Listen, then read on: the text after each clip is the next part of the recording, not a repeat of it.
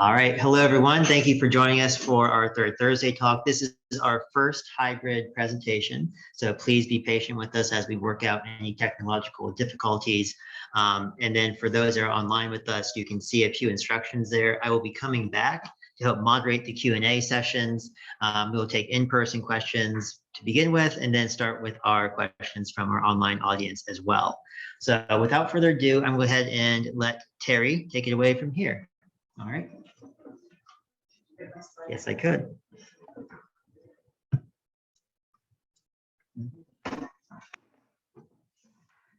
Okay, good evening, everybody. And thank you for your interest in this remarkable woman. Bertlyn's work improved the physical well-being of thousands of people in this country, in the Caribbean, in Central and South America.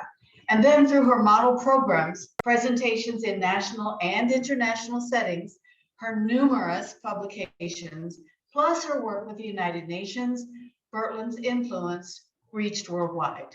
This note from CARE, sharing a project that they were doing in Punjab, is an example of that worldwide impact. Bertlyn Bosley deserves to be remembered for all of her many contributions, and I say thank you to Kyle Yoho for providing this opportunity to share her story. When Bertlyn began her career, developing awareness of the importance of proper nutrition in the development of a healthy body was very new territory for United States public health departments. She and her few colleagues had no established protocols to follow and no experts to call. They were the experts.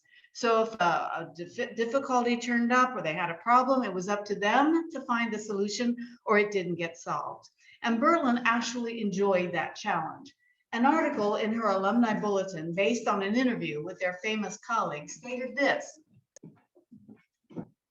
"It is a challenge of the really creative and inventive answer to great needs which appeals to her, frequently implemented by solutions on a very simple level." Thank you to David Marlow and Jerry Behrens for helping me tell Bertlyn's story. And I'd also like your assistance.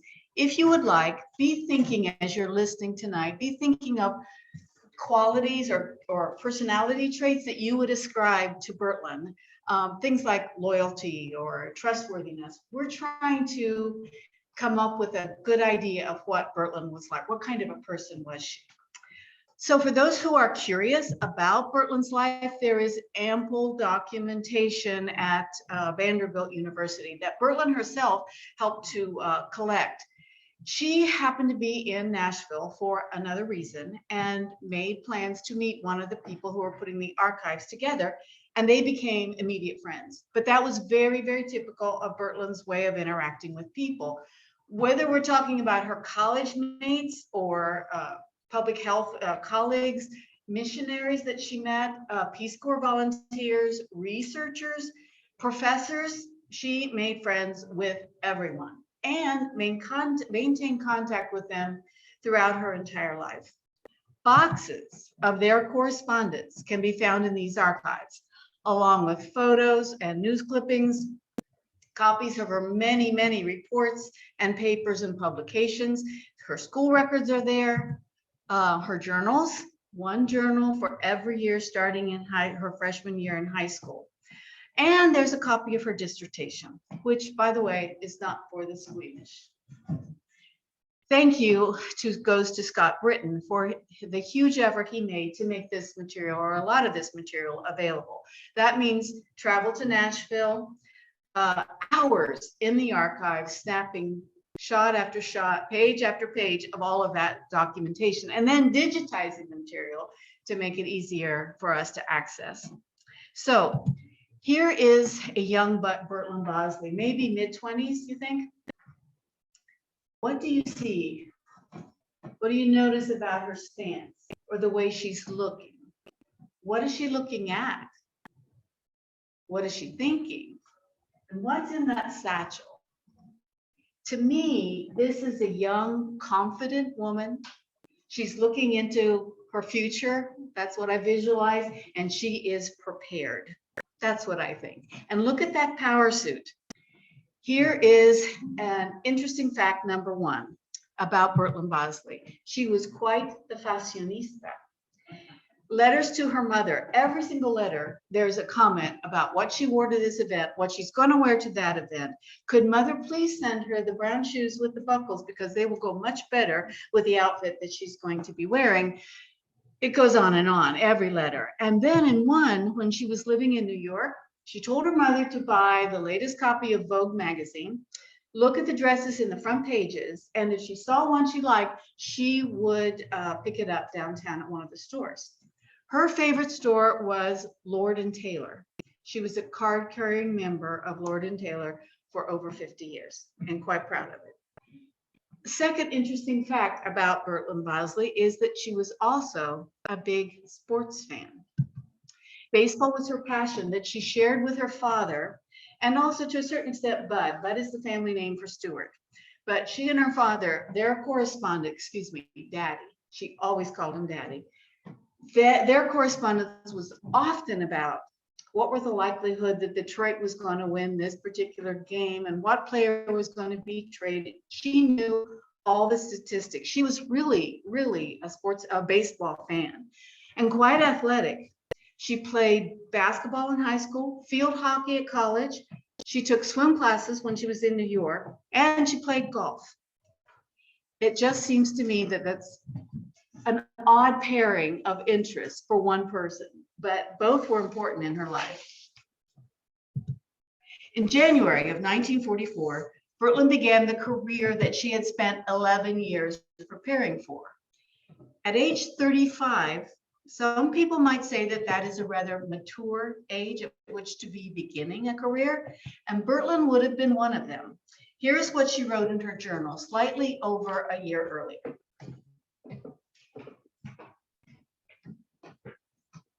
This is the year of my life I most dread. I had so hoped that ere I reached the age this year brings, I would be having a different kind of life. Yet nowadays, I suppose the individual does not count when the world is in such turmoil. And the turmoil, of course, that she was referring to was World War II.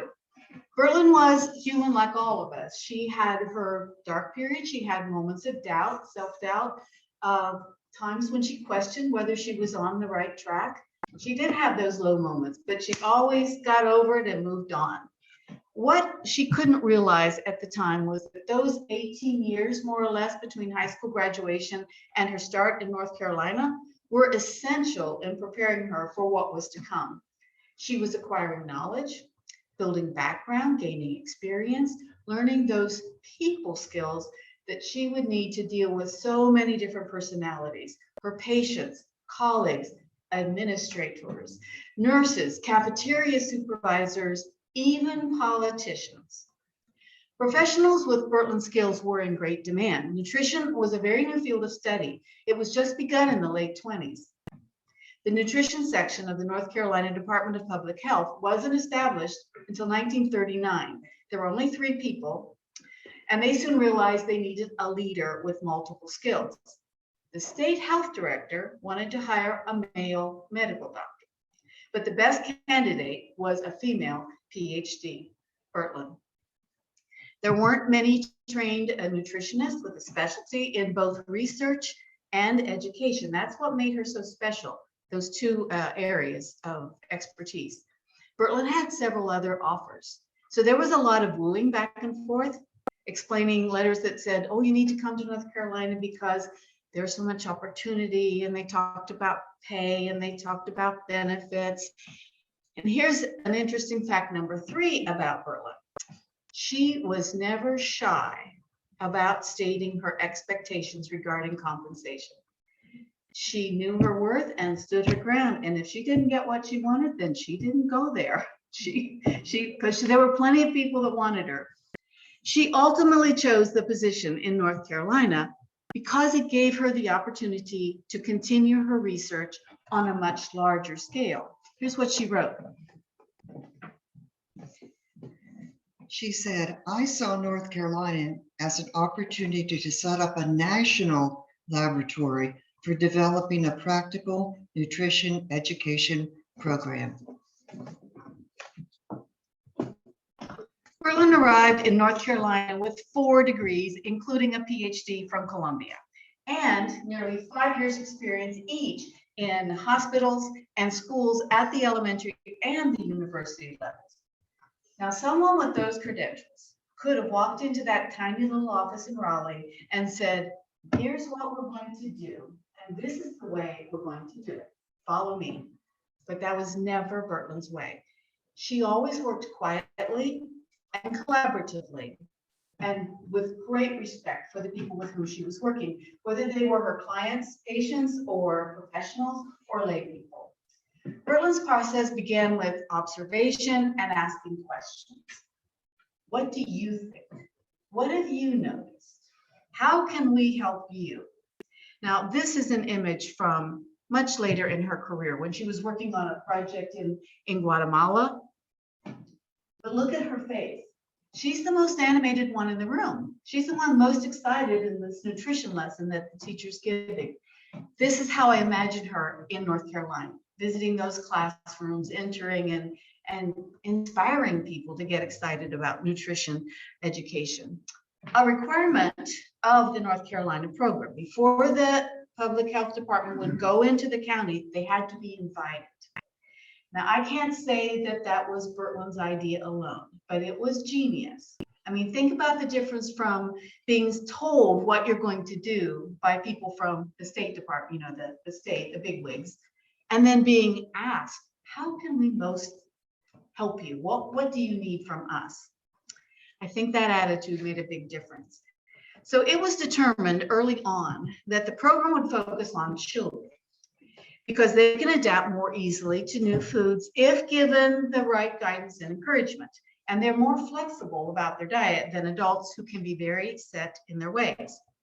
They had the support of the county schools and were invited into the classrooms where they observed, asked their questions, and they did a 3-day survey of all 9 to 11-year-olds to determine what their eating habits were, so that using all the data that they collected, they could determine what was lacking in the diet and develop ideas for how to improve the children's and then the entire family's eating habits.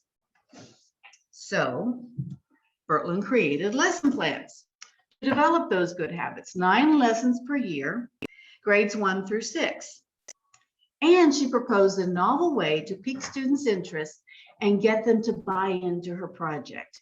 Here's how she explains her process. One of the most effective means of gaining the children's cooperation in this manner is to permit them to prepare foods which provide a suitable breakfast. A sufficient number of such activities will serve to emphasize the fact that the teacher believes a good breakfast is important. Preparing and eating the food in the classroom gives the children first-hand experiences that they're not likely to forget, and is a far more effective teaching technique than either telling or reading about the breakfast eaten by imaginary children.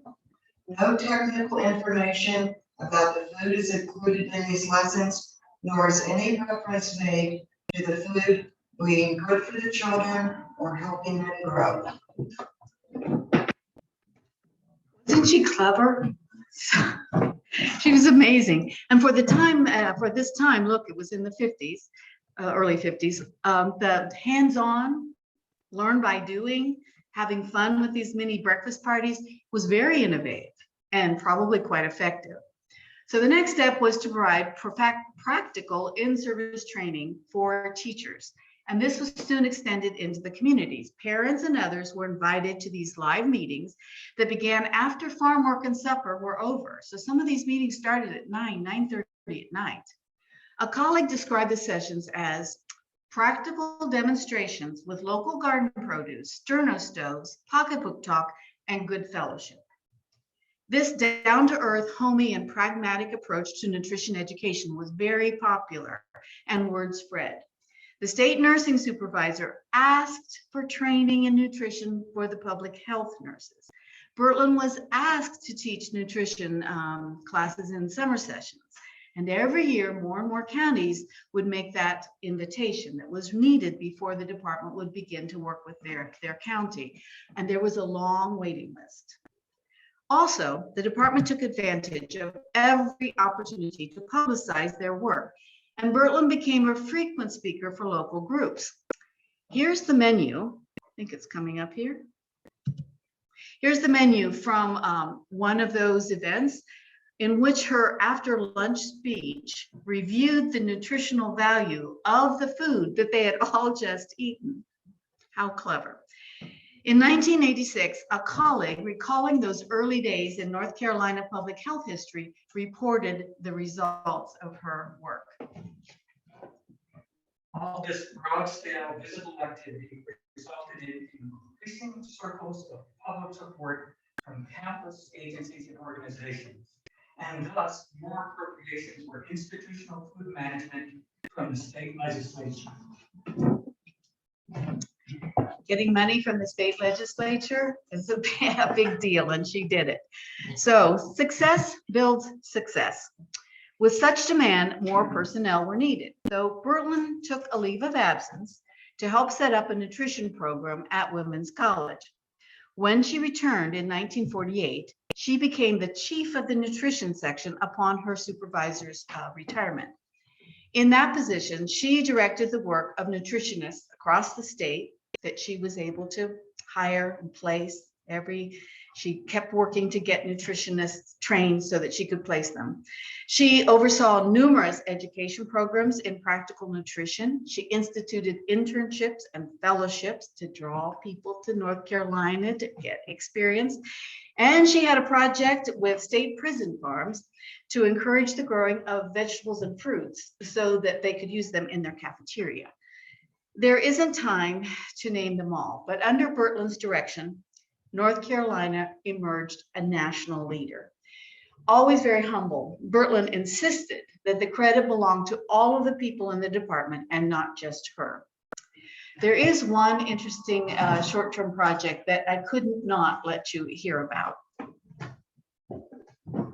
The state director of prisons had been placing unruly prisoners into solitary confinement on a diet of bread and water only to have them to hospitalize them after their release. He called for help. The nutritionist developed two nutritionally adequate answers: liver mush and liver stew.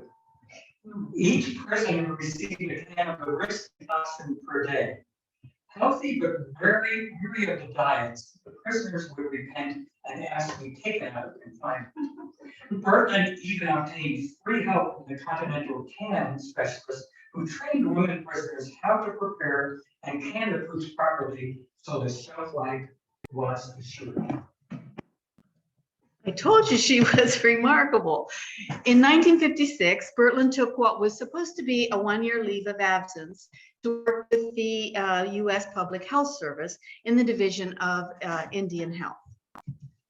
As it turned out, that became a permanent position, and for 8.5 years, she served as the chief of the Nutrition and Dietetics branch of that division. It was difficult for her to leave North Carolina, the state that had given her such great opportunities to develop her skills and where she had strong collegial and friendship bonds. But her expertise was needed elsewhere, and she left a how-to legacy with a very motivated staff and a state that was committed to better nutrition. About her career switches, she wrote,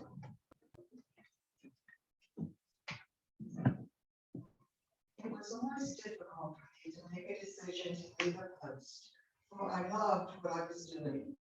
Since I did not seek the positions, I believe some other force determined my life, utilizing past experiences and knowledge to build new ways of doing things."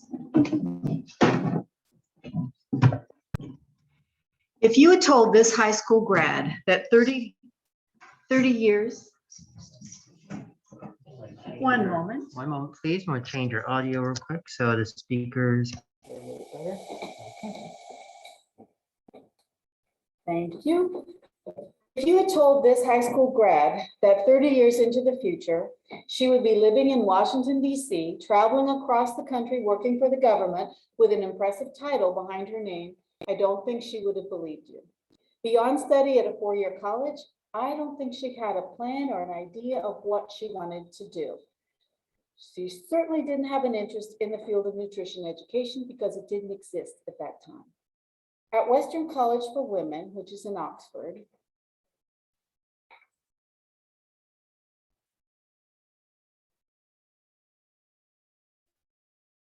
Mr. Kyle. She, which is an image of Western College in Oxford, but I thought you might be interested.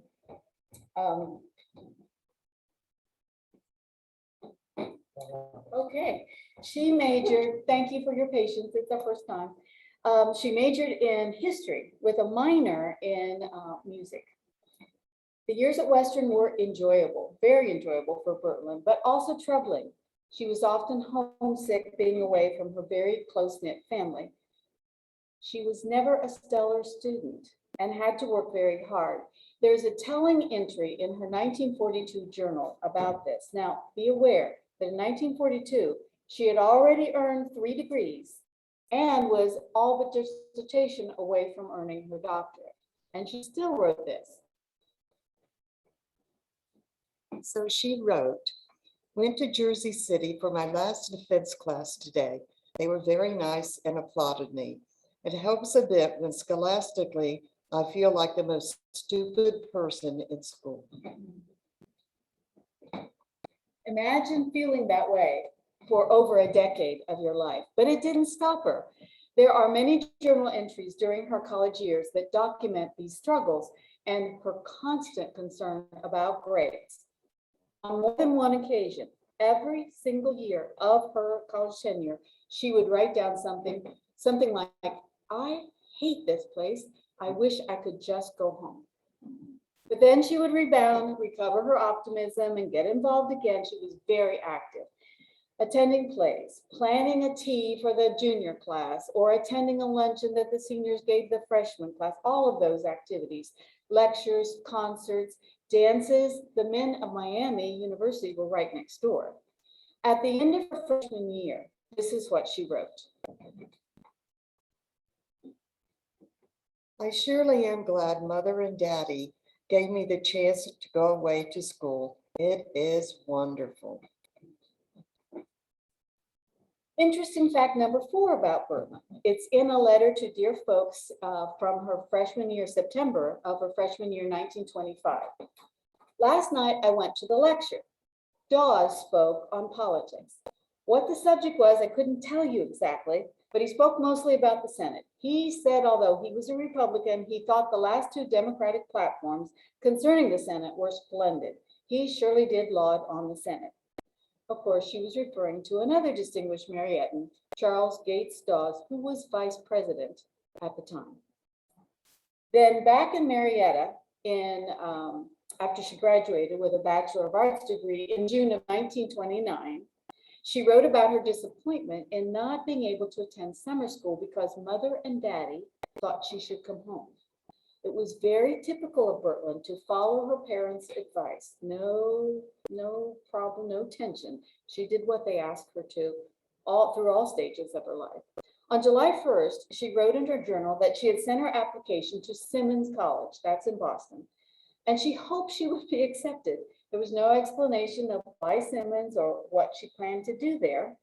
She was accepted, and in September boarded a train in Parkersburg that took her to Philadelphia, then on to New York, and finally Boston. So for 2 years there in Boston, she concentrated on those science courses and earned her Bachelor of Science degree in 1931. Now, this is a later transcript, but if you'll notice, here's where she picked up the foods courses, both years, and there's dietetics in there and lunchroom management. That's where she's getting into the nutrition area. I think there are 2 things we should keep in mind at this stage in her life.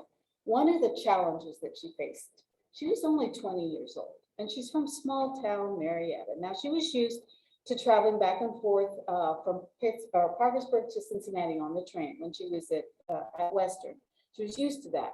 But the difference between Cincinnati and this train station in Philadelphia, where she had to get off one track and then find where the train was on the other track. And then she went to New York and had to do it again in a much bigger station.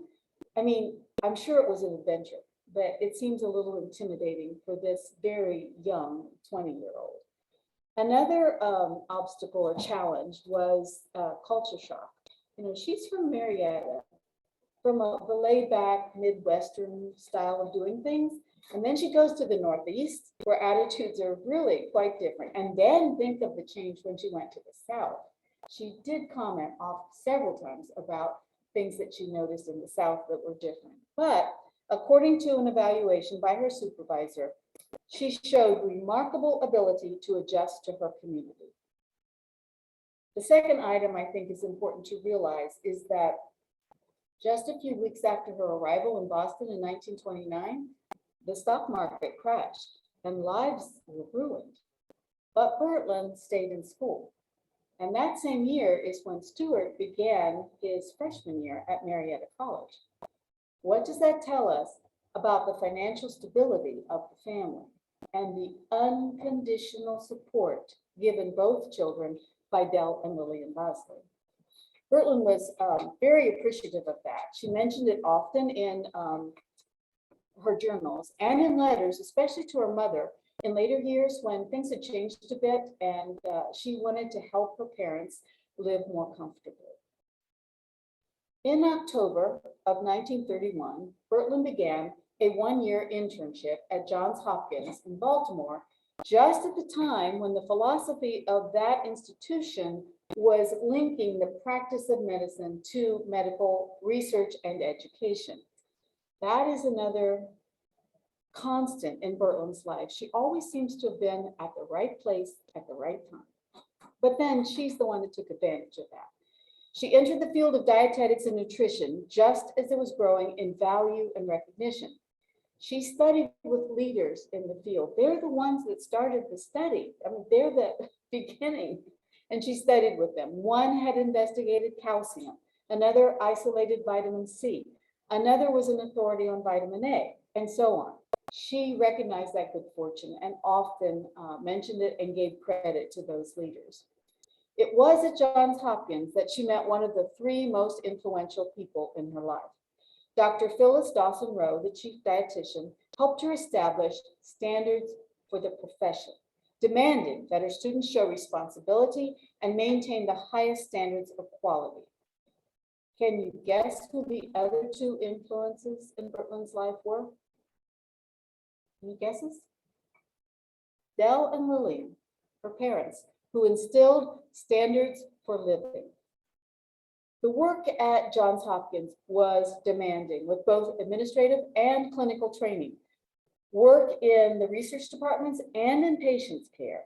And she also, while she was there, took a course in nutrition at the Hopkins School of Public Health. Are you keeping up with this? It's amazing. The next step was her first real job at the French Hospital in New York City, where she worked for almost 3 years as their therapeutic dietitian, while taking courses at Columbia to keep her mind busy. She then returned to Johns Hopkins for a year as the assistant administrative dietitian, and then accepted a research assistantship in nutrition at Teachers College, Columbia University, where she completed work for her Master of Science degree in 1936. For the next 5 years then, Bertlyn's supervisor and mentor was Dr. Mary Schwartz Rose, an internationally recognized expert, another expert in the field of nutrition education. This is where she got into education. Dr. Rose and others at Teachers College provided the guidance and the opportunities for Bertlyn to grow her knowledge, her skill in research, and her teaching abilities. She worked with elementary students in New York City public schools, developing creative ways to help young people discover the benefits of good nutrition. Did you notice those rats?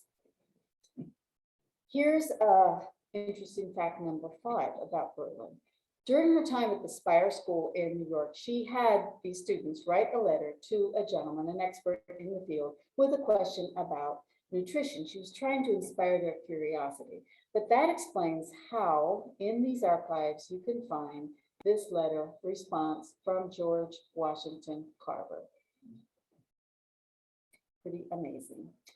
This is the time at Teachers College, where she began to publish and present, where she was building her name at national, she was presenting at national and international conferences. Also the time that she began to build her network of contacts that are so important in a professional career. One of those influential people was Dr. Grace McLeod, another recognized leader in the field. Grace McLeod recommended Bertlyn to, I have to read this, the New York State Joint Legislative Committee on Nutrition to present her paper, Teaching Practical Nutrition to School Children. And that is how, in December of 1944, Bertlyn came to share the stage with this lady, Eleanor Roosevelt. Bertlyn's move to the United States Public Health Service Division of Indian Health opened a new avenue of opportunity as well as challenge. According to a colleague who had interviewed Bertlyn about her career, the newly reorganized division had problems. Staffing was limited. There were too few nutritionists. Food allowances for Indian hospitals were inadequate. Money was scarce, and communications in the network were poor. Bertlyn's one-year leave of absence assignment was to assess the situation, provide data regarding the needs, and make recommendations for improvement. These were her areas of expertise developed in North Carolina. Her starting point was the web of government hospitals that served Native American communities, and she followed the plan that had been so successful previously. Observation, gentle, non-judgmental questions, a survey. There was, however, one big difference that demonstrates Bertlyn's innate sensitivity to the people with whom she was working. You'll remember that she was always very respectful with the people that she was working with. In this new situation, she immediately recognized the cultural divide that existed between the Native Americans and a white lady in fancy clothes from the government. Suspicion and mistrust might impede the data collection. Now, she did the interviews with the white personnel in the hospitals, the doctors, nurses, and nutritionists, but when it came to the tribes people, she trained Native American healthcare workers to do the interviewing. Her 20 to 30 page reports typed on those little machines. Those reports are full of the detailed information the division would need to complete the directive that was given them by Congress to raise the level of Indian health to that of the rest of the nation. As it turned out, Bertlyn became the person in charge of that effort and worked in this area for 8.5 years in the Southwest, in Montana, and the Dakotas. And she continued to employ simple, common sense solutions whenever possible. She gave this example to a fellow Western alumna.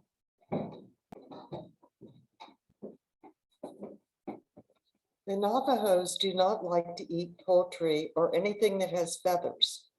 Originally sheep herders, they prefer mutton, usually in the form of stew.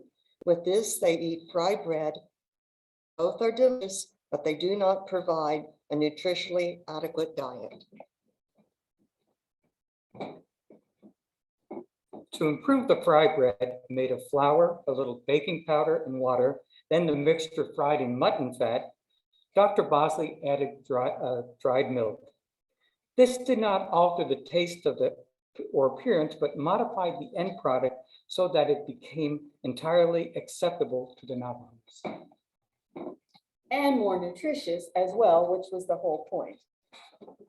These on-site visits meant many days of, to my way of thinking, tiring travel from one hospital or one small village to another, frequently to very isolated places.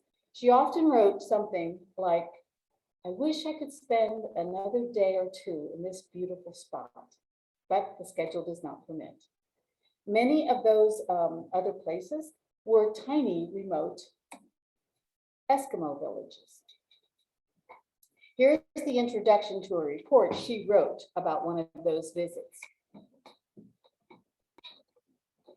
The pontoons of the small plane touched the water with a minimum of splash, and the pilot skillfully maneuvered the 4-passenger craft to the edge of the steep shoreline. Waiting on the narrow strip of mud at the water's edge were 10 or 12 men and boys ready to catch the rope which was to secure the plane to a convenient rock. At the top of the bank stood the younger children and the women in their colorful cloth parkas. Everyone was out to greet the plane's occupants. The nurse and the doctor followed the pilot out of the plane. And Bertlyn was number 4, the last passenger. While still with the United States Public Health Service, she served as a short-term consultant for an applied nutrition program being developed in Guatemala, Panama, and Ecuador. This was a joint effort by the World Health Organization, the Food and Agriculture Organization, and UNICEF. After that study in 1960, she served as a member of the advisory committee for the Institute of Nutrition for Central America. So it was very natural then that in 1964, she was asked to bring her particular skills, especially her ability to work with ethnic groups, to the Pan American Health Organization. She was the regional advisor for a little over 9 years, traveling, studying, working to improve the health and well-being of communities in Paraguay, Peru, Bolivia, and Colombia. One account of her efforts describes an event high in the Colombian Andes in 1965. There was a ribbon cutting ceremony to celebrate the beginning of the school lunch program. This was held outside a small 4-room school building. The rooms were built around a courtyard where a typical Andean cook stove had been constructed. Adjacent to the school was a small vegetable garden. All of the community celebrities were there. The mayor, the priest, city councilmen, teachers, and parents. Many speeches were given for this was an important event. Cutting the ribbon for the ceremony was their celebrity, Dr. Bertlyn Bosley. And Bertlyn was the celebrity because she had made it happen. That accomplishment required months of coordination and the cooperation of the National Ministries of Health, Education, and Agriculture, the Peace Corps volunteers who were working in the area, local government officials in the state of Cauca, Colombia, plus the teachers and the students, then the community. But this is another of Bertlyn's unique set of skills, her ability to bring a very diverse group of people together, people working for different agencies with different purposes, but bring them together and inspire them to collaborate, cooperate, and make something positive happen. I think that probably her greatest accomplishment, or the one that she would be happiest about, was helping to establish training programs in nutrition in universities in several Central and South American countries to solve the great need there was for trained personnel. Bertlyn officially retired in 1973, but continued to work as a consultant and speaker. Her first assignment in this role was for the organization from which she had just retired. And it was a year-long study of the status of nutrition programs in the Caribbean.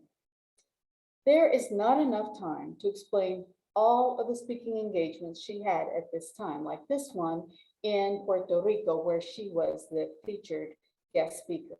I've chosen only one because it best shows the impact, I think, that Bertlyn had on the future of her profession.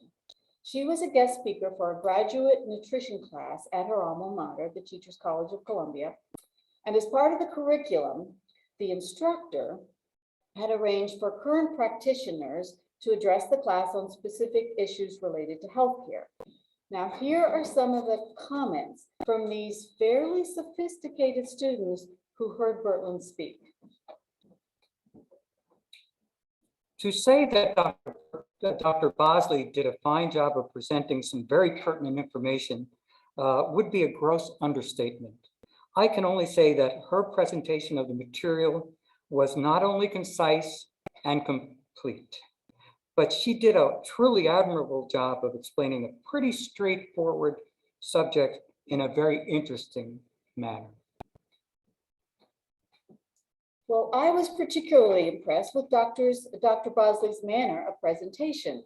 Her composure, facial expression, and tone all suggested professionality. Her material was well organized and easy to follow. I found myself to be in almost awe of Dr. Bosley. She is obviously a woman who has devoted her life to the field of nutrition and still is going strong. No one could ever accuse her of not being in touch with the issues of today. I think that Dr. Bosley is one person I would love to work under. Maybe some of it would rub off.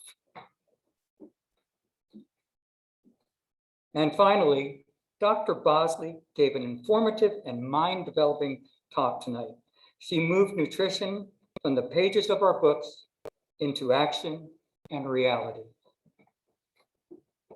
Doesn't she sound like a great teacher? In 1971, Bertlyn was diagnosed with Parkinson's disease. She tackled that obstacle as she had every other challenging situation in her life. First, research. She read every piece of information she could find and consulted several experts in the field, either in person or through correspondence.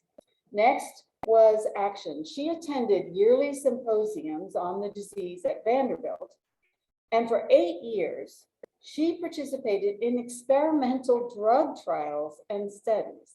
So there was a lot of travel and staying back and forth, or from Marietta to DC, and then she would stay for weeks at a time so that she could be there for those consultations. In her 1987 Christmas letter, she explains another step in her fight against Parkinson's. Finally, one of my objectives is beginning to materialize, although it will take time to be completely successful. When I came back to Marietta, I wanted to see a support group for Parkinson's disease developed. In October, we started a Parkinson's group, and we have had 3 meetings. Not many people have attended, but hopefully in time, this group will be able to do some of the things other groups have found useful.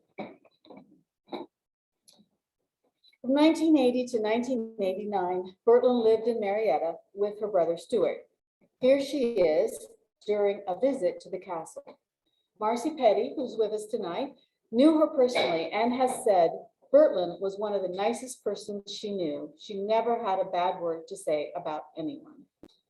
Happily, in these later years, Bertlyn was assured that her work was appreciated, if she needed reassurance, that it was appreciated by thousands of people. In 1984, the Teachers College of Columbia established a lecture series in her honor, and invitations were sent to over 1,500 people.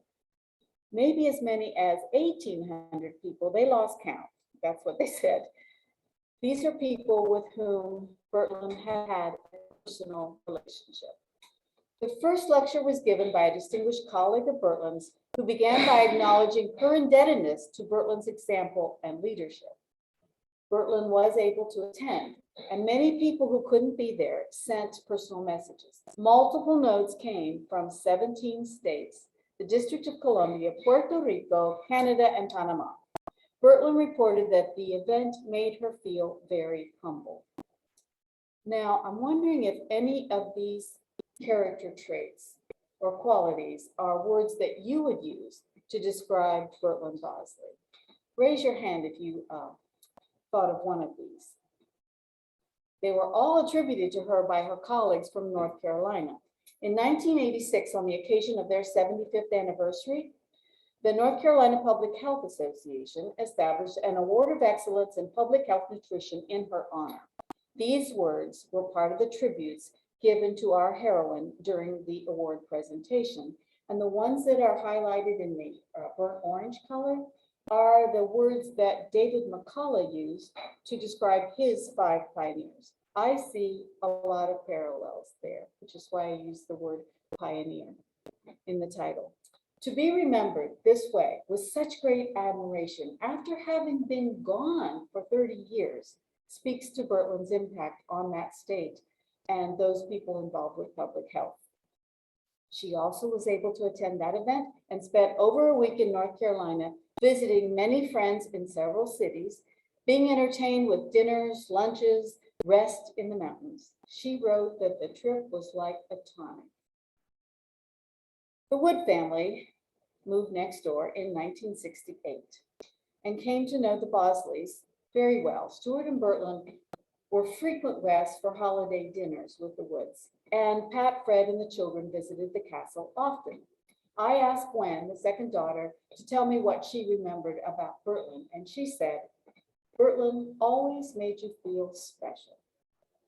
What better accolade would anyone want? The ability to make others feel valued and recognized. I think that is wonderful. So I say thank you to Bertlyn Bosley for all of her contributions, and thank you all for your attention.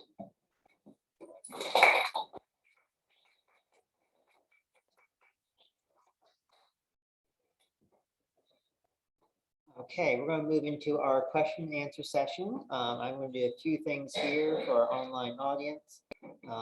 End our screen share real quick. And we're going to start with our questions from our in-person audience.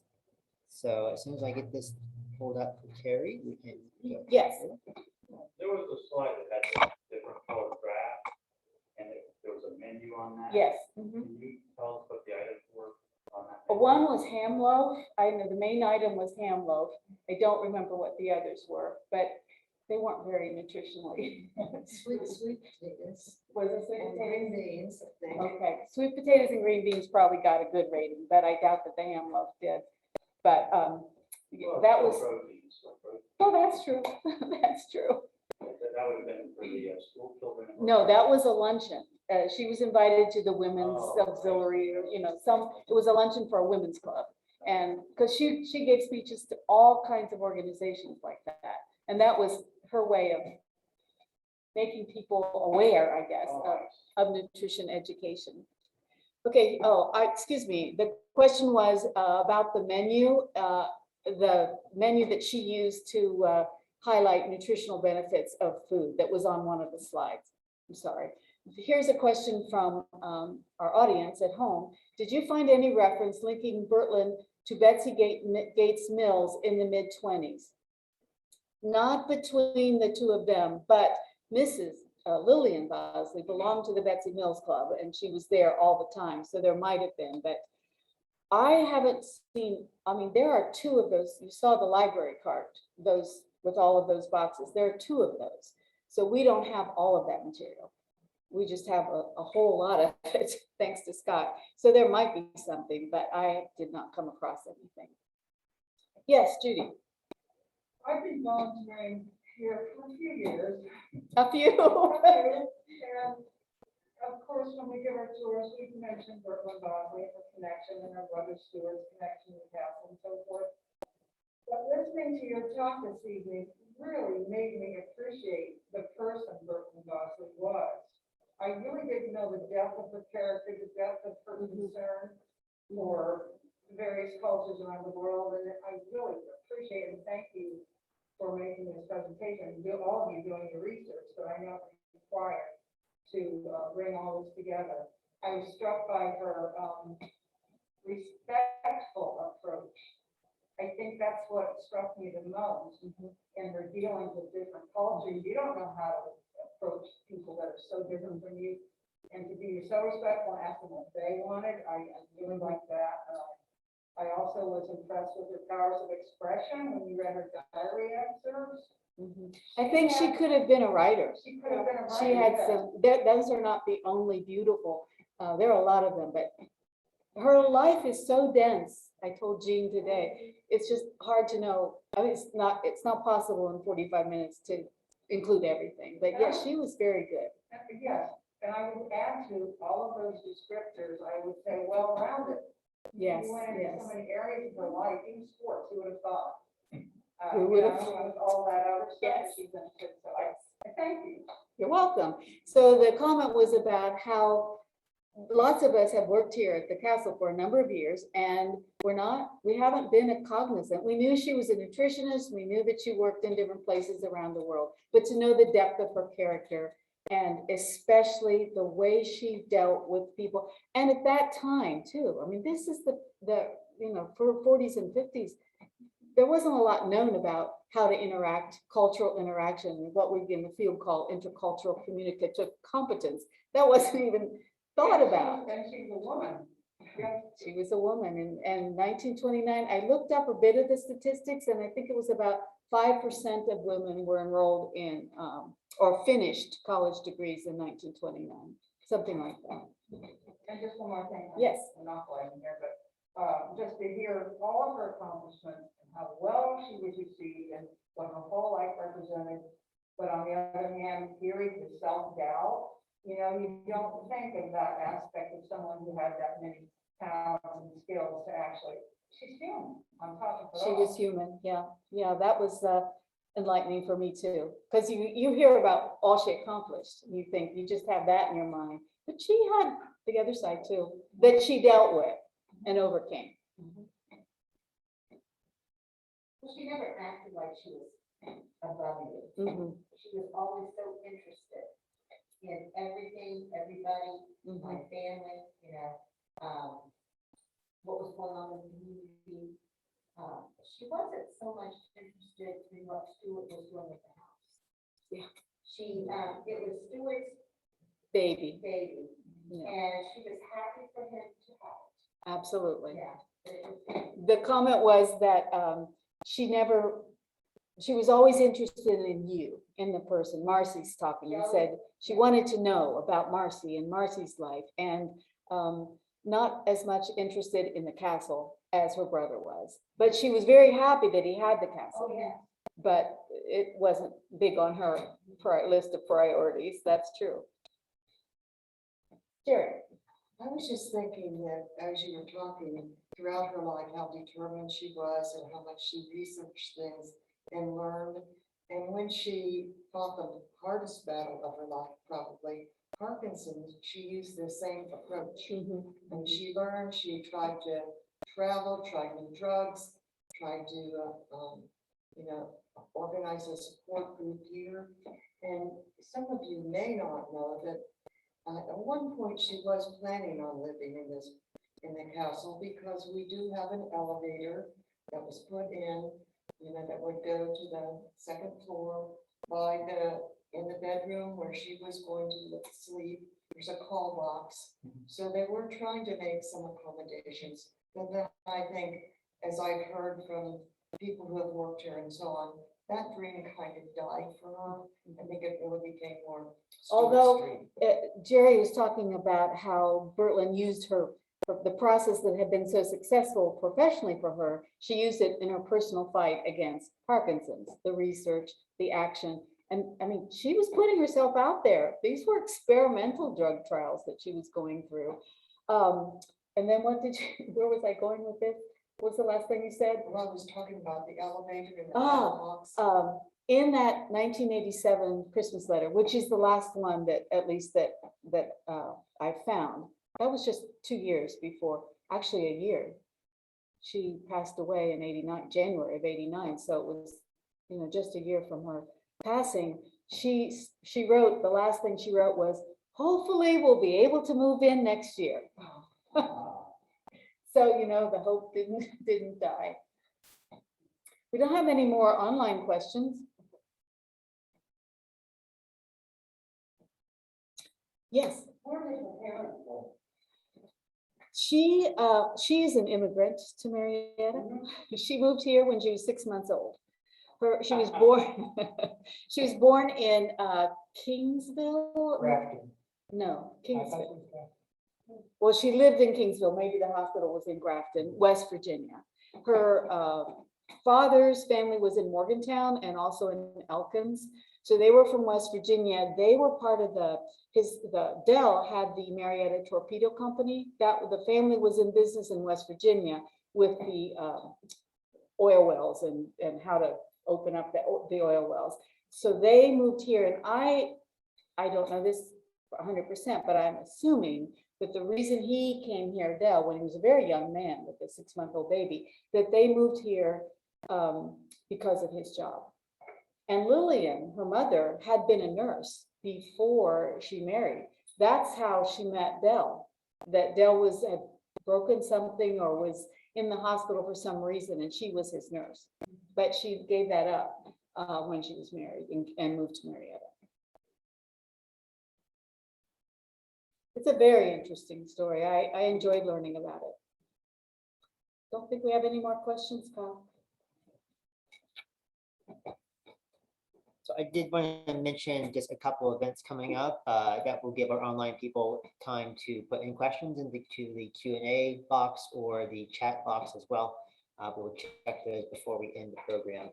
Our next upcoming event for the castle is our Oak Grove Cemetery Coming Alive. So that is a costume interpretive tour of Oak Grove Cemetery. That will be on September 4th. We start at 10 a.m. and the tour is about an hour or so long. So we'll have different characters from their areas past coming to life to tell you about their life story. So we hope you can join us for that. There is also a event at the Congregational Church being done by Scott Britton, our director, Jerry Behrens, our volunteer liaison here, and Linda Showalter on August 31st. And there are flyers for those in the back, for those in person, obviously. So thank you very much for all those attended. I'm going to go check real quick to make sure we don't have any more questions coming in. Other than that, thank you all for coming, both in person and virtually as well. So we really appreciate your time and understanding with us doing this first hybrid event for you all. So thank you very much.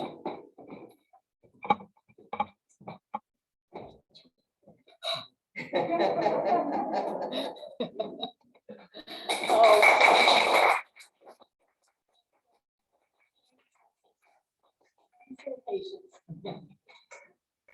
a little nerve-wracking when you're using a computer you're not familiar with, but it worked. We made it work. Terri, Yes. questions asked where your parents live, where she grew up with.